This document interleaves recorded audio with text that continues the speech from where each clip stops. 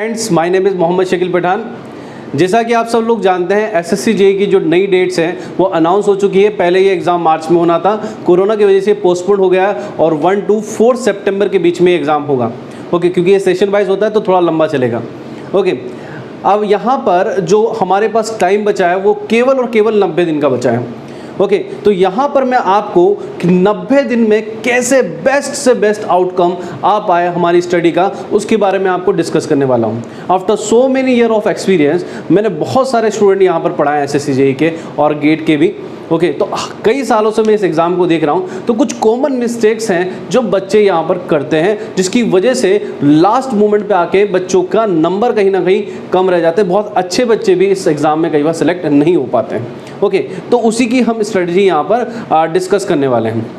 सबसे इम्पॉर्टेंट बात यहाँ पर जो पहली होती है कि जैसे ही एग्ज़ाम डेट अनाउंस होता है या कोई भी एग्ज़ाम होता है, सब बच्चे क्या है, मोटे मोटे नोट्स लेके बैठ जाते हैं। कई बच्चे एसएससी जेईई की प्रिपरेशन तो स्टार्ट कर देते हैं, लेकिन उनको ये बात नहीं पता होती कि एसएससी जेईई का जो सिलेबस है वो बहुत वास्ट है। गेट से भी बड़ा सिलेबस है एसएससी जेईई का। ओके, एज ए टीचर मैं इसको बोल सकता हूँ, क्योंकि हमें पता है कि उस पूरे सिलेबस को कंप्लीट कराने में कितना डिफ़िकल्टी होती है, तो कई टीचर उसको छोड़ भी देते हैं। तो कई बार जो नोट्स में लिखा हुआ है वो एसएससी जेईई के लिए इनफ नहीं होता, अंडरस्टैंड, क्योंकि सिलेबस बहुत ही वास्ट है, तो कई टॉपिक्स जो है इधर उधर से आ जाते हैं। दूसरा जो सबसे बड़ा प्रॉब्लम एसएससी जेईई के एग्ज़ाम में आता है वो होता है डाटाबेस क्वेश्चन। कई बार डायरेक्ट डाटाबेस क्वेश्चन आ जाते हैं, जैसे कि कई बार आपको बॉयलर का प्रेशर आपसे पूछ लिया। ओके, कई बार किसी गियर की साइज़ आपसे पूछ ली, कई बार किसी एप्लीकेशन में कोई वैल्यू पूछ ली, जिसकी वजह से क्या होता है, ये बहुत डिफिकल्ट हो जाता है, क्योंकि टीचर्स उस सारी डाटाज या वैल्यूज़ को क्लास में नहीं पढ़ाते और पढ़ाने का कोई मतलब भी नहीं बैठता, क्योंकि सारी डाटाज या वैल्यूज़ वो बता भी नहीं सकते। तो इसलिए जब आप नोट्स डायरेक्टली जाओगे तो उस तरह के क्वेश्चन को मिस कर दोगे, और वो 10 से 15 क्वेश्चन होते ही होते हैं ऐसे क्वेश्चन। ओके, उसके अलावा जो तीसरा सबसे बड़ा प्रॉब्लम ये होता है कि बंदे यहाँ पर लास्ट तक एसएससी जेईई में अपने जो बड़ी बड़ी नोट्स हैं उनका रिवीजन करते रहते हैं। 5 से 10 दिन वो एक सब्जेक्ट को रिवाइज करने लगाते हैं, फिर 10 से 15 दिन दूसरा सब्जेक्ट, फिर 10 से 15 दिन दूसरा सब्जेक्ट, और फिर थोड़े 1 महीने बाद जो पहले रिवाइज किया था उसको भूल गए, अंडरस्टैंड, जिसकी वजह से जब एग्ज़ाम में जाते हैं तो सारे सब्जेक्ट थोड़े थोड़े पता है, थोड़ी थोड़ी नॉलेज है, लेकिन प्रॉपर किसी को नहीं पता, तो कॉन्फिडेंस लो होता है, जिसकी वजह से क्वेश्चंस यहाँ पर गलत होते हैं। ओके, तो मैं यहाँ पर आपको स्ट्रेटजी बताने वाला हूँ कि कैसे इन सब चीज़ों से आपको बचा जा सके, कैसे इन छोटी छोटी बातों से आप पार पा सकते हैं, अवॉइड कर सकते हैं, ठीक है, और कैसे आप एसएससी जेईई में टेक्निकल सेक्शन में बहुत ही अच्छे मार्क्स ला सकते हैं। ऑलमोस्ट 100 में से अगर 80-90 नंबर लाना एसएससी जेईई एग्ज़ाम में बहुत बड़ी चीज़ नहीं है, बहुत आराम से आ सकते हैं। ओके, लेकिन बच्चे बहुत कॉमन मिस्टेक्स करते हैं, जिसकी वजह से उनके नंबर यहाँ पर कम होते हैं। तो सबसे पहली बात जो एसएससी जेईई एग्ज़ाम में इम्पॉर्टेंट है वो है कि ये इसका सिलेबस बहुत वास्ट है। तो कोई भी बच्चा इतने कम समय में 90 दिन में, वैसे तो आप लोग काफ़ी टाइम से पढ़ रहे होंगे, लेकिन ये जो पढ़ाई आपने की होगी उसकी कंटिन्यूटी टूट गई होगी, और उसके अलावा भी इतना वास्ट सिलेबस को इतना जल्दी याद करना बहुत इम्पॉसिबल होता है। ओके, तो इतना बड़ा सिलेबस है, टाइम बहुत कम है, इतना सारा सिलेबस को अगर हम रिवीजन करने भी बैठें तो 3 महीने से ज़्यादा का वक्त लगता है। तो फिर क्या किया जाए? तो इसका सबसे बेस्ट तरीका है कि सबसे पहले आप जाइए एसएससी जेईई के प्रीवियस ईयर के पेपर उठाइए। प्रीवियस ईयर के पेपर्स में आपको क्या मिलेगा? आपको ये मिलेगा कि एक 80-20 रूल चलता है। आपको ये मिलेगा कि 20% ऐसे टॉपिक हैं आपके सिलेबस के जिससे कि क्वेश्चन बार बार रिवाइज होते हैं, और उन्हीं 20% टॉपिक से आज तक 80% मार्क्स के क्वेश्चन आए हैं, और 80% ऐसे टॉपिक्स हैं जो कि बहुत फ्रिक्वेंटली नहीं आते, कभी कभार आते हैं, और उनसे केवल 20% मार्क्स के क्वेश्चन ही आते हैं। तो मैं इसको जो एसएससी जेईई का सिलेबस है उसको 2 या 3 भाग में डिवाइड करता हूँ, ठीक है। पहला भाग होता है कोर। पहला पॉइंट होता है कोर सिलेबस का वो पोर्शन जो मोस्ट इंपॉर्टेंट है, इसको आप छोड़ नहीं सकते, ये हमारे सिलेबस का कोर होता है, अंडरस्टैंड। उसके बाद सिलेबस का आउटर रीजन आता है, अंडरस्टैंड, सिलेबस का आउटर रीजन आता है जो कि इतना ज़्यादा इंपॉर्टेंट होता है क्योंकि इसको भी नहीं छोड़ सकते, ठीक है, लेकिन ये कोर नहीं होता, ठीक है। इसके अंदर बहुत सारे क्वेश्चंस आते हैं या बहुत सारे टॉपिक्स आते हैं, यहाँ पर नंबर ऑफ टॉपिक बढ़ जाएंगे, यहाँ पर नंबर ऑफ टॉपिक आपके कम रहने वाले हैं। तो बेसिकली अगर हम एसएससी जेई को बेसिकली मैं 3 पार्ट में डिवाइड करूंगा। एक होगा मोस्ट इंपॉर्टेंट, एक होता है इंपॉर्टेंट और एक होता है अनरिलेवेंट, ठीक है। एक होता है इंपॉर्टेंट, एक होता है मोस्ट इंपॉर्टेंट और एक होता है अनरिलेवेंट। मोस्ट इंपॉर्टेंट जो है वो कोर में से आएंगे। तो आपको सबसे पहले इन 3 कैटेगरी में पढ़ना है। मैं इन तीनों को ए, बी और सी में डिवाइड करता हूं। तो सबसे पहले आपकी स्ट्रेटेजी होनी चाहिए कि एसएससी जेईई के कम से कम 5 से 7 साल के पेपर आप लोग जरूर देखिए, और जिन 5 से 7 साल के पेपर में आप सबसे पहले आइडेंटिफाई कीजिए कि ऐसे कौन से टॉपिक हैं जिससे कि 4 से 5 बार लगातार क्वेश्चन बन रहा है, बहुत फ्रिक्वेंटली क्वेश्चन बन रहा है। तो ऐसे टॉपिक्स को आपको ए कैटेगरी में डालना है, ठीक है। फिर आप ऐसे टॉपिक्स पे जाइए जहां पर 1 2 1 2 1 2 3 बार 1 2 1 2 3 बार क्वेश्चन बने, इनको बी टॉपिक में डालिए। और फिर सी टॉपिक में वो टॉपिक आएंगे जिनसे कोई क्वेश्चन आज तक बना ही नहीं है, कोई क्वेश्चन आज तक बना ही नहीं, ठीक है, अनरिलेवेंट होंगे ये, ओके। उसके बाद जब आपने ये टॉपिक्स डिवाइड कर लिए तो ऑब्वियस सी बात है कि आपने कहीं ना कहीं तो प्रिपरेशन की ही होगी, ओके, क्योंकि 3 महीने में तो प्रिपरेशन होने वाली नहीं है, तो कहीं ना कहीं आपने प्रिपरेशन की होगी, तो आपने सिलेबस तो पढ़ा होगा। लेकिन अब आपको ये आइडेंटिफाई करना है कि इन 8 टॉपिक्स में से ऐसे कौन से टॉपिक हैं जो आपने पढ़ने के दौरान छोड़ दिए, या आपको नहीं आते, या जिनका कंसेप्ट आप भूल रहे हैं।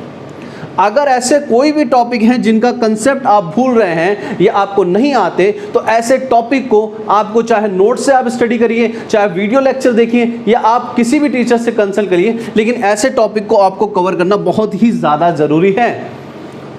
उसके बाद बी कैटेगरी के टॉपिक आइए। जब पूरे ए कैटेगरी के टॉपिक कंप्लीट हो जाएं, ए टू जेड कंप्लीट हो जाएं, उसके बाद ही आप बी कैटेगरी के टॉपिक्स पे आएंगे जो कि आपसे छूटे हुए हैं। अब इन बी कैटेगरी के टॉपिक्स में भी आपको वही स्ट्रेटजी अपनानी जो ए के लिए है। आपको चाहे नोट से पढ़ना पड़े, चाहे किसी टीचर के वीडियो लेक्चर से पढ़ना पड़े, या कहीं से भी इस बी कैटेगरी के लेक्चर भी आपको कंप्लीट करने हैं। उसके बाद जो सी कैटेगरी में टॉपिक हैं, जब ए और बी कंप्लीट हो जाए, उसके बाद आप सी कैटेगरी के टॉपिक को हल्का फुल्का देख सकते हैं, और अगर नहीं भी आता तो चलेगा, कोई प्रॉब्लम नहीं, अंडरस्टैंड। लेकिन इसके लिए भी मैं बोलूँगा किसी टीचर से कंसल्ट करिए, क्योंकि एक्चुअली क्या होता है, टीचर को ये पता होता है कि नेक्स्ट इस साल अगर ये टॉपिक आए हैं तो अगले साल कौन सा ऐसा नया टॉपिक है जो इंट्रोड्यूस हो सकता है, और उसका अंदाज़ा मैं बताता हूँ कहाँ से लगता है। उसका अंदाज़ा उस साल हुए हुए पेपर से लगता है।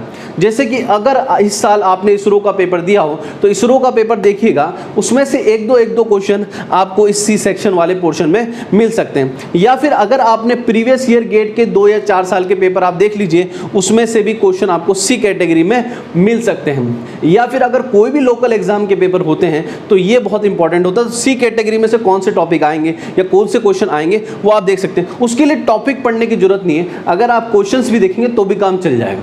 तो दैट इज द पॉइंट कि आपको हमेशा सबसे पहले ए बी सी कैटेगरी में पूरे सिलेबस को डिवाइड करना होगा।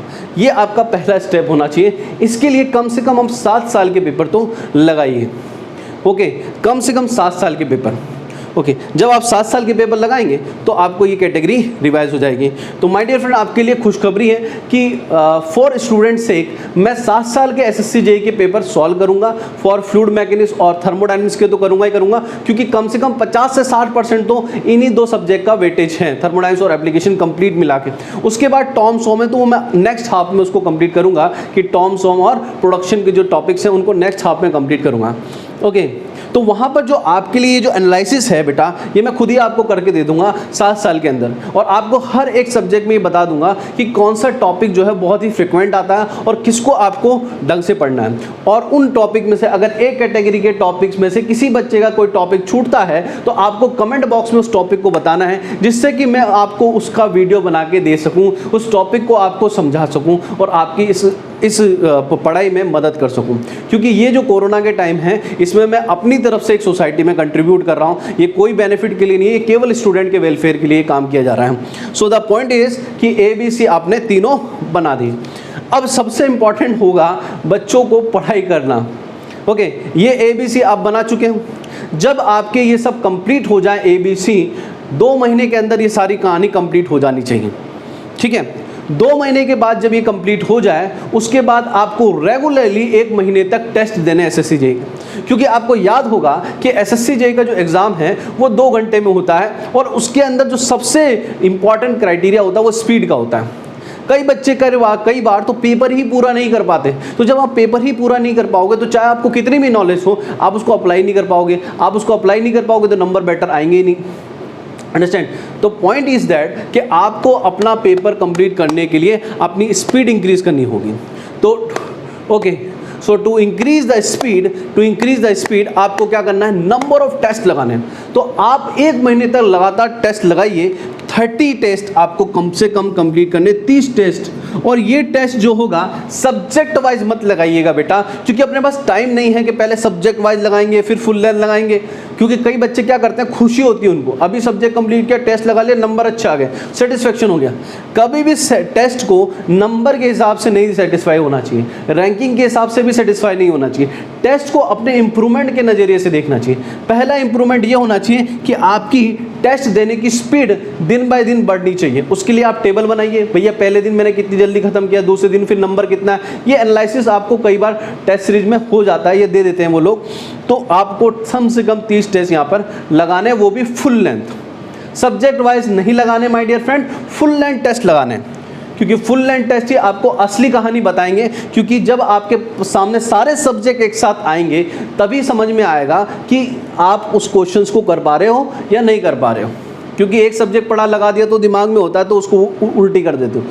That is important. उसके बाद जब टेस्ट लगा लो तो सबसे इंपॉर्टेंट बात, ना तो आपको रैंक देखना है ना आपको मार्क्स देखना है, आपको ये देखना है कि आप कितनी जल्दी सब्जेक्ट कर पा रहे हो और कौन से टॉपिक्स हैं जो स्किप हो रहे हैं। ठीक है, अगर आपको ऐसे टॉपिक्स आ रहे हैं टेस्ट में लगातार जो आपको परेशान कर रहे हैं और वो आपकी ए कैटेगरी के टॉपिक नहीं है, वो सी कैटेगरी के टॉपिक है, ना तो ए के हैं ना बी के हैं, वो सी कैटेगरी टॉप, तो आपको टेंशन नहीं लेनी है।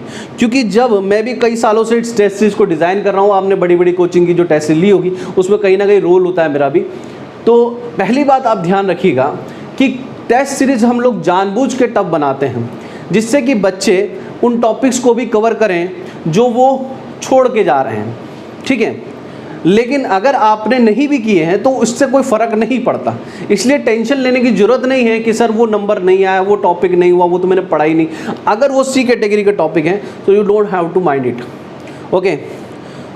और लेकिन अगर है भी सही तो आप आंसर जरूर याद कर लीजिएगा। ये मेरा सजेशन आपको रहेगा कि अगर ऐसा क्वेश्चन आता है तो ऐसे क्वेश्चंस के आंसर आप जरूर याद कर लीजिएगा। तो 30 टेस्ट आपको कंप्लीट करने हैं। उसके बाद एनालिसिस आपको टेस्ट का करना है। और उसके बाद अगर ए बी कैटेगरी के टॉपिक्स में से आप भूल रहे हो तो आपको करना है।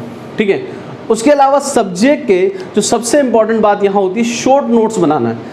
अब जब 2 महीने पहले हम ए बी सी टॉपिक को ए बी को कंप्लीट कर चुके हैं, पढ़ चुके हैं, तो अब जो 30 दिन होगा, इस 30 दिन में आपको ना तो कोई नोट्स उठाना है ना कुछ करना है। इस 30 दिन में आपको पहले क्या करना है, टेस्ट लगाना है। दूसरा, आपको शॉर्ट नोट्स बना चुके होने चाहिए। और अगर आपके पास शॉर्ट नोट्स नहीं है तो मैं आपको एक और खुशखबरी दे देता हूं कि मैंने अपने फेसबुक पेज पे हर सब्जेक्ट का, इंग्लिश, एप्टीट्यूड, हर सब्जेक्ट का, thermodynamics, fluid mechanics, RAC, IC, power plant, theory of machine, math, her subject के शॉर्ट नोट्स डाले हुए हैं। तो आप वहाँ जाइए, शॉर्ट नोट्स आपको मिल जाएंगे।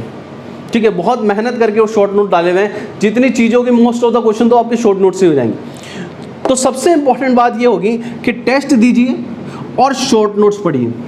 शॉर्ट नोट्स पढ़िए, पूरा सिलेबस पढ़ने की जरूरत नहीं है क्योंकि इतना टाइम आपके पास होगा नहीं। टेस्ट दीजिए, शॉर्ट नोट्स पढ़िए, फिर टेस्ट दीजिए, फिर शॉर्ट नोट्स रिवाइज कीजिए, फिर टेस्ट दीजिए, फिर शॉर्ट नोट्स रिवाइज कीजिए। ये 30 दिन तक आपको करना है। जब आप ऐसा करोगे तो पहली बात तो आपको पूरे सिलेबस को एक साथ लेने की आदत पड़ जाएगी, एक साथ कवर करने की आदत पड़ जाएगी। और फिर जाके अगर कोई टॉपिक ऐसा है जो आपको बार बार परेशान कर रहा है, अगर आप फिर भी नहीं समझ में आ रहा और आपको लग रहा है कि इससे क्वेश्चन बन सकता है, तो अपने टीचर को मैसेज करिए, आप मुझे मैसेज कर दीजिए। ठीक है, उस टॉपिक का रिलेवेंट वीडियो मैं बता दूंगा या उस टॉपिक को आपको समझा दूंगा। ठीक है, और उसको लिए आपको कॉल करने के लिए यहाँ पर 2 चीज़ें, एक तो व्हाट्सअप नंबर होंगे मेरे।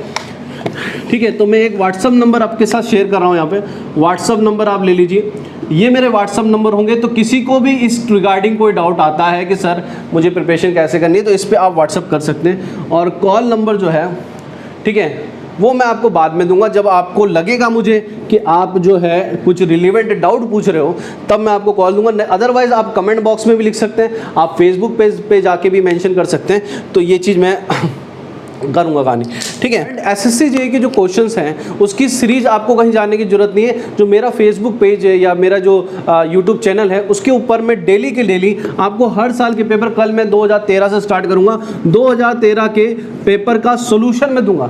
सोल्यूशन के साथ उसको कंप्लीट समझाऊंगा, हर टॉपिक को एक एक पॉइंट उसको समझाऊंगा। अगर आपको उस पॉइंट में कुछ नहीं आता है तो आप कमेंट बॉक्स में डाउट के रूप में पूछ सकते हैं, ओके। तो वो डाउट मैं आपको क्लियर करूँगा हर एक सुझाव। तो और उसके बाद हम एक लिस्ट बनाएंगे कि कौन से टॉपिक्स थे जो ए कैटेगरी के हैं, कौन से बी हैं, कौन से सी हैं, after the completion of this 7 years of SSC JEE paper, okay. तो ये डेली कल से ही ये स्टार्ट हो जाएगा डलना, ठीक है। कल से ही हम लोग इस पूरे को प्रोसेस को स्टार्ट कर देंगे। उसके अलावा मैं डिटेल सब्जेक्ट के भी वीडियो लगातार डाल रहा हूँ। तो थर्मोडायनेमिक्स के कम से कम 4 टॉपिक्स या 4 वीडियो मैं बना चुका हूँ, जिसके अंदर मैंने यूनिट 1 तो कंप्लीट कर दी है और भी लगातार वो टॉपिक डल रहे हैं। तो जिसको गेट, आईएएस, आईआरएमएस, आईएएस की तैयारी करनी है, जो इस चीज़ों में इंटरेस्टेड है और सब या फिर सब्जेक्ट पूरा पढ़ना है, किसी का सब्जेक्ट रह गया है, तो वहाँ से जाके आप कंप्लीट कर सकते हैं और वो बहुत ही ब्यूटीफुल होंगे और बहुत डिटेल वे में मैंने हर चीज़ को वहाँ पर समझा है, ठीक है। उसके बाद मैं कुछ सब्जेक्ट्स जैसे कि फ्लूइड मैकेनिक्स हुआ, थर्मोडायनेमिक्स हुआ, इसके शॉर्ट लेक्चर या इस तरह से कि इसको शॉर्ट वे में पढ़ाऊंगा। शॉर्ट वे में इस तरह रिवीजन क्लास होगी वो, ठीक है, क्योंकि जिन बच्चों ने पढ़ रखा है उनके लिए रिवीजन होगा। और रिवीजन में सबसे इंपॉर्टेंट, मैं पहले तो ये सीरीज कंप्लीट करूंगा जिसमें मैं हर साल के करूंगा और रिवीजन उसके बाद ही स्टार्ट होगा। तो रिवीजन के अंदर हम क्या करेंगे, जो हमने ए कैटेगरी के टॉपिक आइडेंटिफाई किए हैं सबसे पहले हम उन्हीं पे फोकस करेंगे, फिर हम बी कैटेगरी के टॉपिक पे फोकस करेंगे और पूरे सब्जेक्ट को ढंग से रिवाइज करेंगे। तो thank you very much and best of luck for exam, okay. Be motivated, सब कुछ सही होने वाला है। Thank you very much.